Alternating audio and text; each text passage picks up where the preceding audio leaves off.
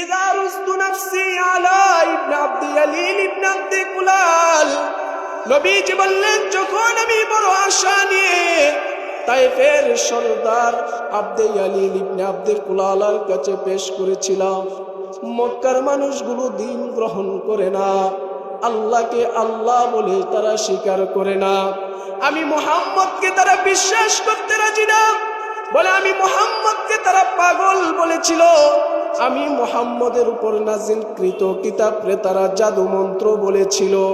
আমি বড় আশা নিয়ে তায়েফ গিয়েছিলাম, সেখানের মানুষগুলো মনে করেছিলাম ইসলাম গ্রহণ করবে, এক আল্লাহকে আল্লাহ বলে মেনে নিবে, নবী মুহাম্মদকে তারা স্বীকৃতি দিবে।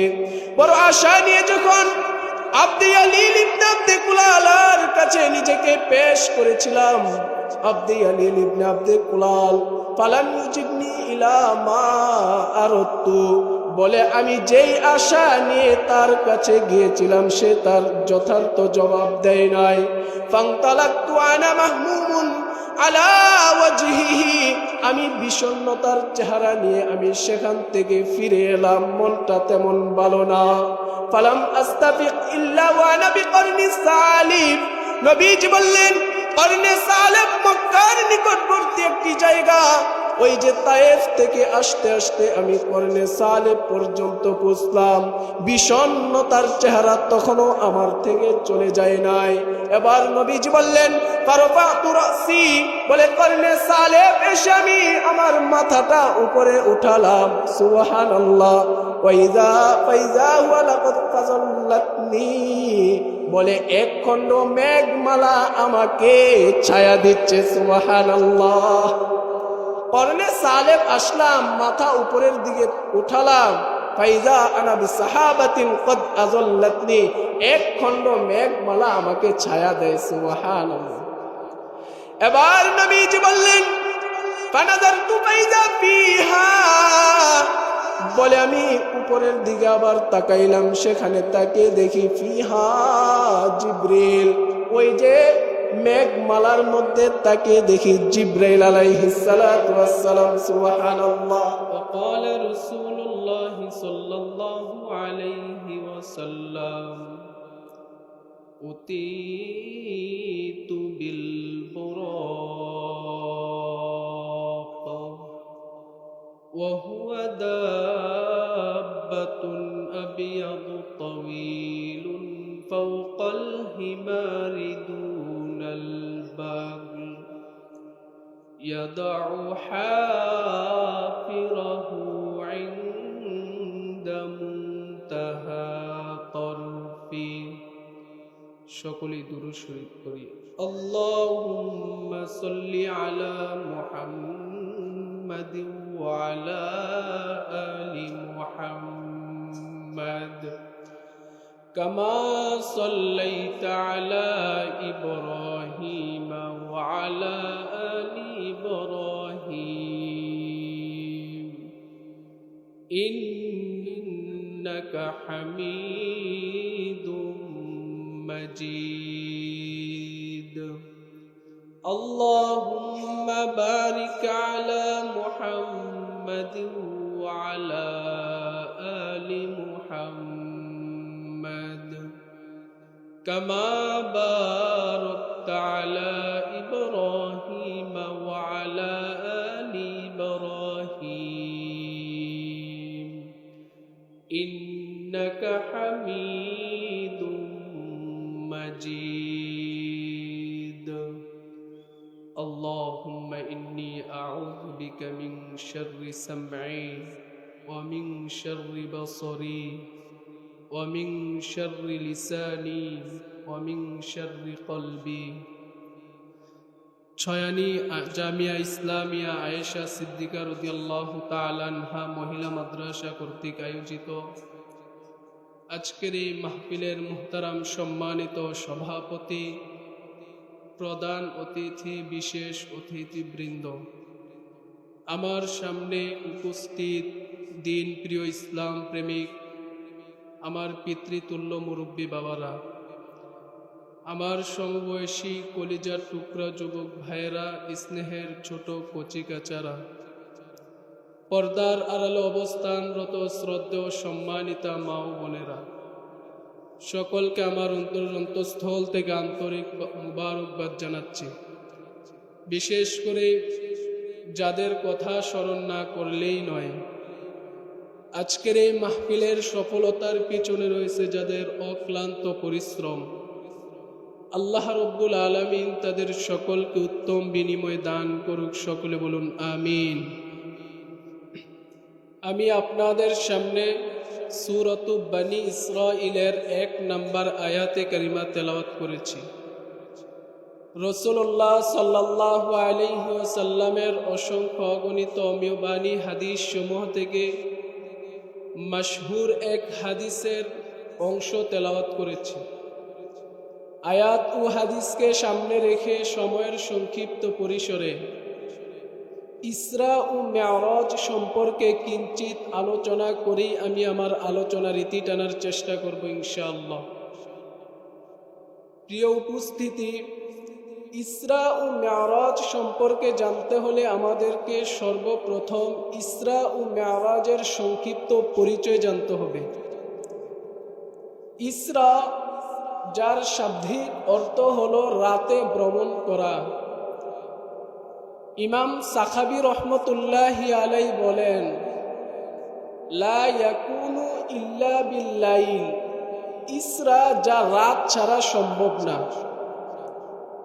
পরিভাষায় ইসরা বলা হয় রিহলাতুন আরদিয়াতুন তাম্মাত বিকুদরতিল্লাহি আযজা ওয়া জাল্লা লিরাসূলিল্লাহি সাল্লাল্লাহু আলাইহি ওয়াসাল্লাম মিন মাক্কাহ ইলা বাইতুল মাকদিস, মক্কা হতে বাইতুল মুকাদ্দাস পর্যন্ত ভ্রমণকে বলা হয় ইসরা, যার ব্যাপারে আল্লাহ রব্বুল আলামিন সূরাত বনী ইসরাঈলের 1 নম্বর আয়াতে চমৎকার আলোচনা করেছেন।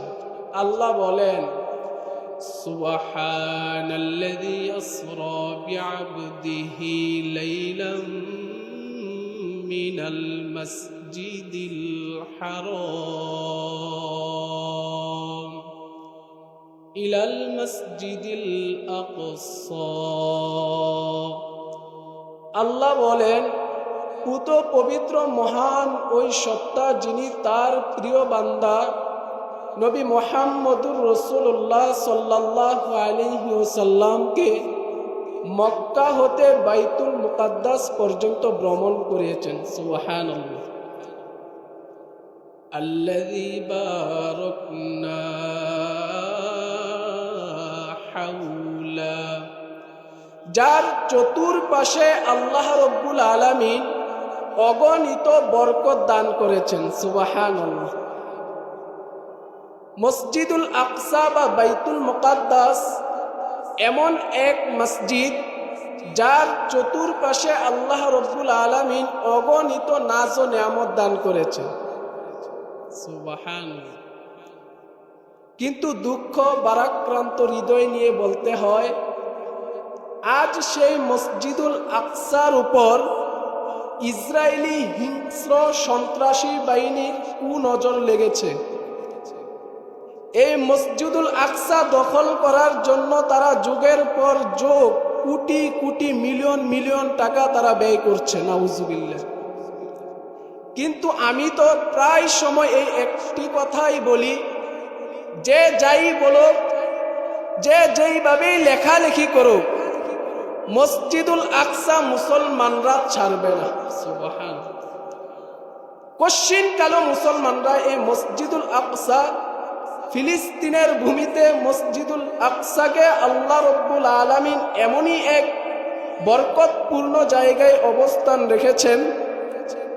তাফসিরে মারিফুল কোরআনের মধ্যে আল্লামা শফি কাসেমি রহমতুল্লাহি আলাইহি 2টি কথা উল্লেখ করেছেন। কেন আল্লাহ রব্বুল আলামিন মসজিদুল আকসাকে এত বরকতপূর্ণ দান করেছেন?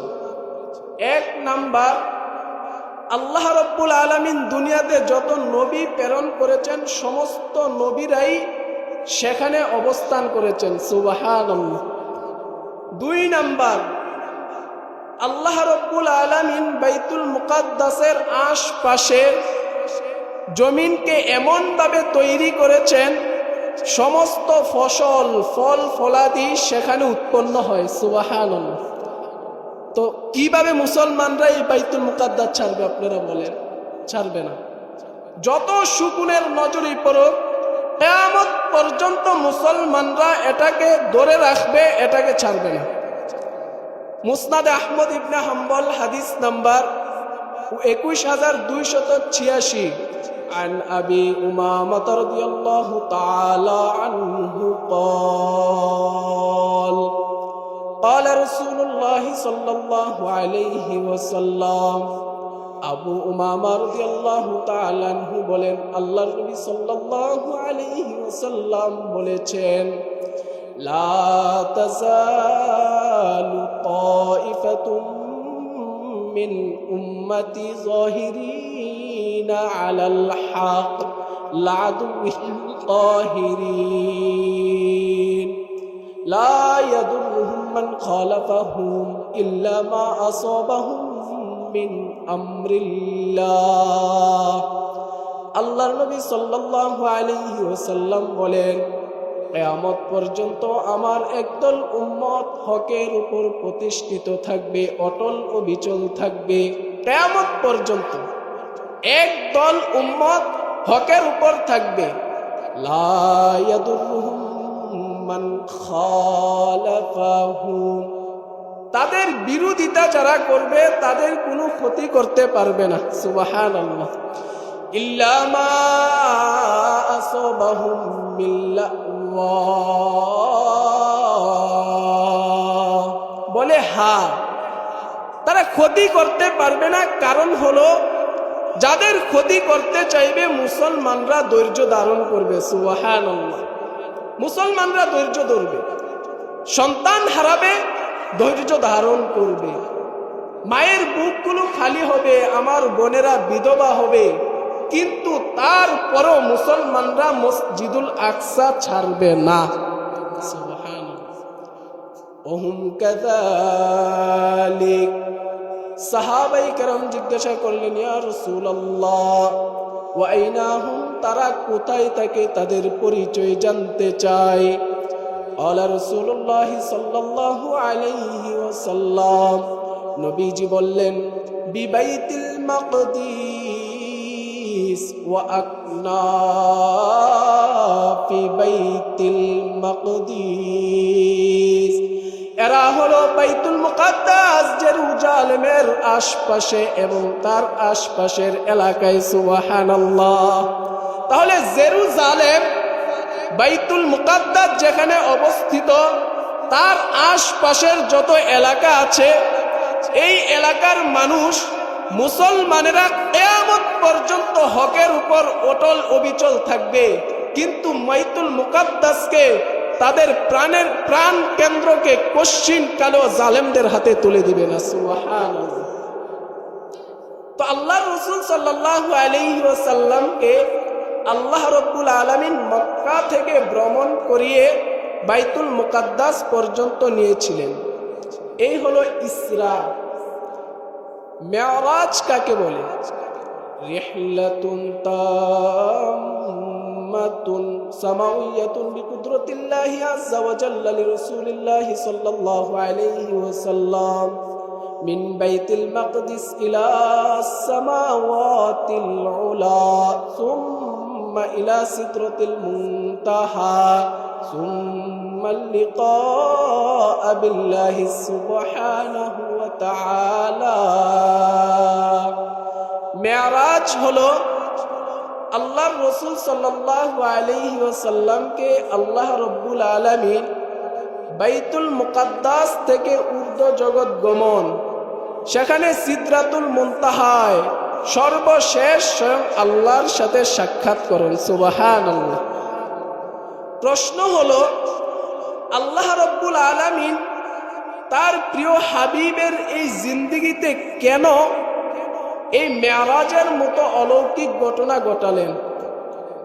রাসূলুল্লাহ সাল্লাল্লাহু আলাইহি ওয়াসাল্লাম দীর্ঘদিন মক্কায় ছিলেন, সেখানের লোকগুলিকে দাওয়াত দিলেন, তায়েফ গেলেন, নির্যাতনে শিকার হলেন। সহিহ বুখারীর মধ্যে হাদিস আসছে, 3231 নম্বর হাদিস।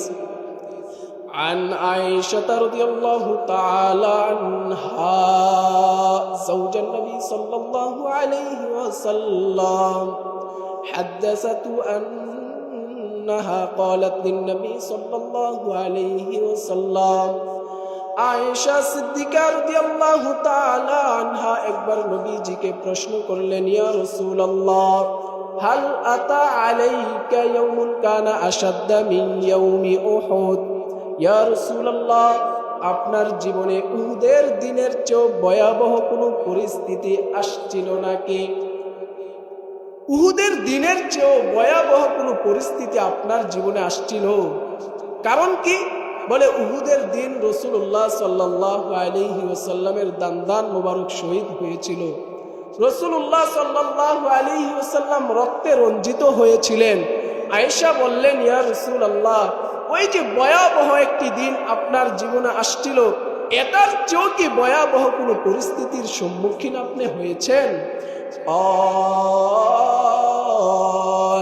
এবার লাকিতু মিনহুম ইয়াউমাল আকাবা, বরং তার চেয়ে বেশি বিপদের সম্মুখীন হয়েছিলাম তায়েফের ময়দানে আকাবার দিন। ইযা রুস্তু নাফসি আলা ইবনে আব্দি ইয়ালিল ইবনে আব্দি কুলাল, নবীজি বললেন যখন আমি বড় আশা নিয়ে তায়েফের সরদার আব্দে ইয়ালিল ইবনে আব্দি কুলালের কাছে পেশ করেছিলাম, মক্কার মানুষগুলো দিন গ্রহণ করে না, আল্লাহকে আল্লাহ বলে তারা স্বীকার করে না, আমি মুহাম্মদকে তারা বিশ্বাস করতে রাজি না, বলে আমি মুহাম্মদকে তারা পাগল বলেছিল, আমি মুহাম্মদের উপর নাজিলকৃত কিতাবরে তারা জাদু মন্ত্র বলেছিল। আমি বড় আশা নিয়ে তায়েফ গিয়েছিলাম, সেখানের মানুষগুলো মনে করেছিলাম ইসলাম গ্রহণ করবে, এক আল্লাহকে আল্লাহ বলে মেনে নিবে, নবী মুহাম্মদকে তারা স্বীকৃতি দিবে। বড় আশা নিয়ে যখন আব্দে ইয়ালিল ইবনে আব্দি কুলালের কাছে নিজেকে পেশ করেছিলাম, আব্দে ইয়ালিল ইবনে আব্দি কুলাল ফালাম ইউজিবনি ইলা মা আরাদতু, বলে আমি যেই আশা নিয়ে তার কাছে গিয়েছিলাম সে তার যথার্থ জবাব দেয় নাই। ফান্তালাকতু আনা মাহমুমুন আলা ওয়াজহিহি, আমি বিষণ্ণতার চেহারা নিয়ে আমি সেখান থেকে ফিরে এলাম, মনটা তেমন ভালো না। ফালাম আস্তাফিক ইল্লা ওয়া আনা বিকরনি সালিব, নবীজি বললেন করনে সালেব মক্কার নিকটবর্তী একটি জায়গা, ওই যে তায়েফ থেকে আসতে আসতে আমি করনে সালেব পর্যন্ত পৌঁছলাম, বিষণ্ণতার চেহারা তখনও আমার থেকে চলে যায় নাই। এবার নবীজি বললেন ফারফাতু রাসি, বলে করনে সালেব এসে আমি আমার মাথাটা উপরে উঠালাম, সুবহানাল্লাহ, ওয়াইজা ফাইজা ওয়া লাকাদ ফাযাল্লাতনি, বলে এক খণ্ড মেঘমালা আমাকে ছায়া দিচ্ছে, সুবহানাল্লাহ। করনে সালেব আসলাম, মাথা উপরের দিকে উঠালাম, ফাইজা আনা বিসাহাবাতিন কদ আযাল্লাতনি, এক খণ্ড মেঘমালা আমাকে ছায়া দেয়, সুবহানাল্লাহ। এবার নবীজি বললেন ফানাযারতু ফাইজা ফিহা, বলে আমি উপরের দিকে আবার তাকাইলাম, সেখানে তাকে দেখি ফিহা জিবরিল, ওই যে মেঘমালার মধ্যে তাকে দেখি জিবরাইল আলাইহিস সালাতু ওয়াস সালাম, সুবহানাল্লাহ। নবী হযরত জিবরাইল আলাইহিস সালাতু ওয়াস সালাম ফানাদানি, আমাকে ডাকলেন, ডেকে ডেকে এবার জিবরাইল আমাকে বললেন ইন্নাল্লাহা ক্বাদ সামিআ কওমাকা লাক ওয়া মা রাদ্দু আলাইক, ইয়া রাসূলুল্লাহ আপনার সম্প্রদায় আপনাকে যা কিছু বলেছে, আপনার সাথে তারা যে আচরণটুকু করেছে, আপনার প্রশ্নের জবাবে তারা যা কিছু বলেছে সব কিছু আল্লাহ শুনেছেন, সুবহানাল্লাহ। আল্লাহ সব কিছুই শুনেছেন, সুবহানাল্লাহ। ওয়াদ বাসা ইলাইকা মালাকাল জিবাল, এবার জিবরাইল বলেন আল্লাহ রাব্বুল আলামিন তার প্রিয় হাবিবের কাছে পাহাড়ের ফেরেশতাদেরকে পাঠালেন, লিতা'মুরহু ফীমা শি'তা ফীহিম, যেন আল্লাহর হাবিব সাল্লাল্লাহু আলাইহি ওয়াসাল্লাম ইচ্ছা মতে তাদেরকে তাদের ব্যাপারে যা করার করতে পারেন, সুবহানাল্লাহ। এবার পাহাড়ের ফেরেশতারা রাসূলুল্লাহ সাল্লাল্লাহু আলাইহি ওয়াসাল্লামকে বললেন, ইয়া মুহাম্মদ, হে মুহাম্মদ। এবার নবীজিকে সালাম দিয়ে নবীজিকে বললেন, ইয়া মুহাম্মদ, হে মুহাম্মদ, ইন শি'তা ফীহিম, আপনি তাদের ব্যাপারে এখন তার ইচ্ছা দিন, আপনার যা মনে চায় আপনি করতে পারেন। ইন শি'তা আন উতবিকা আলাইহিমুল আখশাবাইন, আপনি যদি বলেন, আপনি যদি চান তাহলে আখশাবাইন পাহাড়, দুইটা বড় বড় পাহাড়, যদি আপনি চান তাহলে তাদের উপর ওই দুইটা পাহাড়কে চাপিয়ে দেওয়া হবে। قال النبي صلى الله عليه وسلم, এবার নবীজি বললেন, বাল আরজু আই ইখরিজাল্লাহু মিন আসলাবিহিম আই মান ইয়াবুদুল্লাহ ওয়াহদা। নবীজিকে এত কষ্ট দিলেন, বলে উহুদের চেয়েও বেশি নবীজি কষ্ট পেলেন। তারপরে দেখেন নবীজি কি বললেন, বাল আরজু আই ইখরিজাল্লাহু মিন আসলাবিহিম মান ইয়াবুদুল্লাহ ওয়াহদা। আল্লাহর নবী সাল্লাল্লাহু আলাইহি ওয়াসাল্লাম বলেন, আমি আশাবাদী আল্লাহ রাব্বুল আলামিন তায়েফের মানুষদের থেকে এমন এক বংশধারা তৈরি করে দিবেন যারা এক আল্লাহকে আল্লাহ বলে মেনে নিবে, ওয়ালা ইউশরিকু বিহি শাইআ, আল্লাহর সাথে শরীক করবে না। সুবহানাল্লাহ। এত কষ্ট দেওয়ার পরেও রাসূলুল্লাহ সাল্লাল্লাহু আলাইহি ওয়াসাল্লাম বদদোয়া করেন নাই। এবার বিষণ্ণতার চেহারা নিয়ে নবীজি মক্কায় ফিরে এলেন। মক্কায় আসলে আল্লাহ রাব্বুল আলামিন তার প্রিয় বন্ধুকে সান্ত্বনা দেওয়ার জন্য এক আজীব ঘটনা ঘটালেন, যেই ঘটনাকে ইতিহাসের পাতায় মেরাজের ঘটনা বলে আখ্যায়িত করা হয়। সুবহানাল্লাহ। সহিহ বুখারী হাদিস নাম্বার 349, عن أنس بن مالك رضي الله تعالى عنه قال, আনাস ইবনে মালিক রাদিয়াল্লাহু তাআলা আনহু বলেন, আল্লাহর নবী সাল্লাল্লাহু আলাইহি ওয়াসাল্লাম বলেন, উরিজান ফি বাইতি ওয়া নবী মক্কা, আমি মক্কায় ছিলাম, আমার ঘরের ছাদ উন্মোচন করা হলো। ফানাজালা জিবরিল, জিবরাইল আমার ঘরে আগমন করলেন। ফাফারাজা সদরি, জিবরাইল এসে আমার বক্ষকে বিদীর্ণ করলেন। বক্ষ বিদীর্ণ করার পর নবীজি বললেন, সুম্মা গসালাহু বিমাই জামজাম, আমার বক্ষটাকে জমজম কুয়ার পানি দ্বারা জিবরাইল ধৌত করলেন। সুম্মা জা বিতাসনিম মিন যাহাবিন ইমুমতালিন হিকমাতাও ওয়া ঈমানা, এবার জিবরাইল আলাইহিস সালাতু ওয়াস সালাম হিকমত এবং ঈমানে পরিপূর্ণ একটি পাত্র নিয়ে ফাগরাফাহু ফি সদরি, সেটাকে আমার বক্ষে ঢেলে দিলেন। সুম্মা তাবাকাহু, ঢেলে আমার বক্ষকে জিবরাইল আবার বন্ধ করে দিলেন। সহিহ মুসলিমের মধ্যে হাদিস আসছে 162 নম্বর হাদিস। কেউ যদি অনলাইন দেখতে চায় তাহলে 300 নম্বর হাদিস। নবীজির জলিলুল কদর সাহাবী হযরত আনাস ইবনে মালিক রাদিয়াল্লাহু তাআলা আনহু বলেন, আল্লাহর নবী সাল্লাল্লাহু আলাইহি ওয়াসাল্লাম বলেছেন, উতিতু বিল বুরাক ওয়া হুয়া দাব্বাতুন আবিয়াদু তাওয়িলুন ফাওকাল হিমারি দুনাল বাগ, বলে আমাকে একটি বুরাক দেওয়া হলো। বুরাক, বলে বুরাকটা কেমন ছিল? ওয়া হুয়া দাব্বাতুন আবিয়াদু তাওয়িলুন ফাওকাল হিমারি দুনাল বাগ, গাধা থেকে বড়, খচ্চর থেকে ছোট একটি সাদা রঙের জন্তু। ইয়াদু হাফিরাহু ইনদা মুনতাহা তারফিহি, বলে তার নজর যতটুকু যায় সে এক পদক্ষেপে তত দূর চলে। সুবহানাল্লাহ। যতটুকু নজর যায় সে এক পদক্ষেপে তত দূর চলে। সুবহানাল্লাহ। এবার নবীজি বললেন, ফারাজবিনা ইলাস সামাই ফাস্তাফতাহা জিবরিল। এবার নবীজি বললেন, হযরত জিবরিল আলাইহিস সালাতু ওয়াস সালাম আমাকে নিয়ে প্রথম আসমানে গিয়ে প্রথম আসমানের দারোয়ানকে বললেন দরজা খুলে দেওয়ার জন্য। ইলামান আনতা, প্রথম আসমানের ফেরেশতা বললেন, আপনার পরিচয় কি? পরিচয় জানান। প্রথম আসমানের ফেরেশতাকে জিবরাইল বললেন, আনা জিবরাইল, আমি হলাম জিবরাইল। ওয়াকিলা ওয়া মাম্মাক, জিজ্ঞাসা করা হলো আপনার সাথের লোকটাকে। জিবরাইল আলাইহিস সালাতু ওয়াস সালাম বললেন, ইনি হলেন মুহাম্মদুর রাসূলুল্লাহ সাল্লাল্লাহু আলাইহি ওয়াসাল্লাম।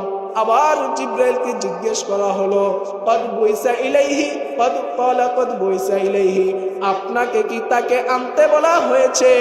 জিব্রাইল বললেন হ্যাঁ, আমাকে তাকে আনতে পাঠানো হয়েছে। এবার নবীজি বললেন ফাফুরিজাল ফাফুতিহা লানা, হযরত জিব্রাইল বলেন আসমানের ফেরেশতারা আমাদের জন্য দরজা খুলে দিলেন। সুবহানাল্লাহ। ফাইজা আনা বি আদম, প্রথম আসমানে আমার সাথে হযরত আদম আলাইহিস সালাতু ওয়াস সালামের সাক্ষাৎ হয়। আদম ফারহাবা ওয়া দাআলি বিখাইর, আদম আলাইহিস সালাতু ওয়াস সালাম আমাকে সংবর্ধনা জানালেন, আমাকে মোবারকবাদ জানালেন এবং আমার জন্য কল্যাণের দোয়া করলেন। এই হাদিস এখনো শেষ হয় নাই। বুখারী শরীফের মধ্যে হাদিস আসছে 349 নম্বর হাদিস। এবার নবীজি হযরত জিব্রাইলকে জিজ্ঞেস করলেন মান হাযা, উনার পরিচয় কি? জিব্রাইলকে বললেন উনার পরিচয় কি? জিব্রাইল বললেন হাযা আদম, তিনি হলেন হযরত আদম আলাইহিস সালাতু ওয়াস সালাম। ওয়া হাযিহিল আসওয়াদাতু আন ইয়ামিনিহি ওয়া আন শিমালিহি নাসামু বানিহি। আবার জিব্রাইল আলাইহিস সালাতু ওয়াস সালাম এবার মুহাম্মদ সাল্লাল্লাহু আলাইহি ওয়াসাল্লামকে বললেন আদমের ডানে যাদেরকে দেখলেন, বামে যাদেরকে দেখলেন, এরা হলো আদমের সন্তান। সুবহানাল্লাহ। এবার নবীজি সাল্লাল্লাহু আলাইহি ওয়াসাল্লাম তার ডান দিকে তাকালেন এবং তাদের দেখে হাসলেন। বলে কেন? বলে তারা হলো জান্নাতি। বাম দিকে তাকিয়ে নবীজি কান্না আরম্ভ করে দিলেন, কারণ বামে যারা ছিল তারা হলো জাহান্নামী। এইভাবে বুরাক রাসূলুল্লাহ সাল্লাল্লাহু আলাইহি ওয়াসাল্লামকে এবং হযরত জিবরাইল আলাইহিস সালাম সহ সপ্তম আকাশে গেলেন। সেখানে গিয়ে সিদরাতুল মুনতাহায় একটি বরই গাছ, সেখানে রাসূলুল্লাহ সাল্লাল্লাহু আলাইহি ওয়াসাল্লামকে আল্লাহ রাব্বুল আলামিন 5 ওয়াক্ত নামাজ হাদিয়া দিলেন। প্রথমে 50 ওয়াক্ত, সর্বশেষ 5 ওয়াক্ত নামাজ হাদিয়া দিলেন। এছাড়া রাসূলুল্লাহ সাল্লাল্লাহু আলাইহি ওয়াসাল্লাম ওই রজনীতে অনেকগুলো বিষয় দেখেছেন। গীবতকারীর ভয়াবহতা দেখেছেন, জান্নাত জাহান্নাম দেখেছেন এবং আমলহীন বক্তাদের ভয়াবহ অবস্থা দেখেছেন, যারা সুদ খায় তাদের ভয়াবহ অবস্থা দেখেছেন। যতটুকু আলোচনা করেছি মেরাজ থেকে আমরা এতটুকুই শিক্ষা। সর্বশেষ ছোট্ট একটি হাদিস বলে আমি আমার আলোচনার ইতি টানার চেষ্টা করি। সহিহ মুসলিমের 320 নম্বর হাদিস, নবীজির জলিলুল কদর সাহাবী হযরত আব্দুল্লাহ ইবনে মাসউদ রাদিয়াল্লাহু তাআলা আনহু বলেন ফাউতিয়া রাসূলুল্লাহ সাল্লাল্লাহু আলাইহি ওয়াসাল্লাম সালাসান। ওই যে মেরাজ রজনীতে আল্লাহ রাব্বুল আলামিন তার প্রিয় বন্ধুকে 3টা জিনিস হাদিয়া দিলেন। বলেন তো কয়টা? জোরে বলেন কয়টা? 1 নাম্বার ওয়াতিয়াস সালাওয়াতিল খামস, 5 ওয়াক্ত নামাজ রাসূলকে হাদিয়া দিলেন। 2 নাম্বার ওয়াতিয়া খাওয়াতিমা সূরাতুল বাকারা, সূরাতুল বাকারার শেষ আয়াতগুলো রাসূলকে হাদিয়া দিলেন। ওয়াগফিরু লিমান লাম ইউশরিক বিল্লাহি শাইআ আল মুলহিকাত, আল্লাহ রাসূল সাল্লাল্লাহু আলাইহি সাল্লামকে 3 নাম্বার হাদিয়া দিলেন। শিরিক মুক্ত আমল যারা করবে আল্লাহ রাব্বুল আলামিন তাদেরকে ক্ষমার ঘোষণা করলেন। আল্লাহ রাব্বুল আলামিন আমাদেরকে 5 ওয়াক্ত নামাজ সহি সালামতে আদায় করার তৌফিক দান করুক, শিরিক মুক্ত আমল গঠন করার তৌফিক দান করুক এবং সূরাতুল বাকারার শেষ আয়াতগুলো সকাল সন্ধ্যা পাঠ করার তৌফিক দান করুক। সকলে বলুন আমিন। যতটুকু আলোচনা করেছি, যত ভুল আমার পক্ষ থেকে, যত ভালো আল্লাহর পক্ষ থেকে, আমার ভুলগুলোকে শুধরিয়ে আল্লাহর ভালোগুলো গ্রহণ করার তৌফিক দান করুক। সকলে বলুন আমিন। আসসালামু আলাইকুম ওয়া রাহমাতুল্লাহি ওয়া বারাকাতুহু।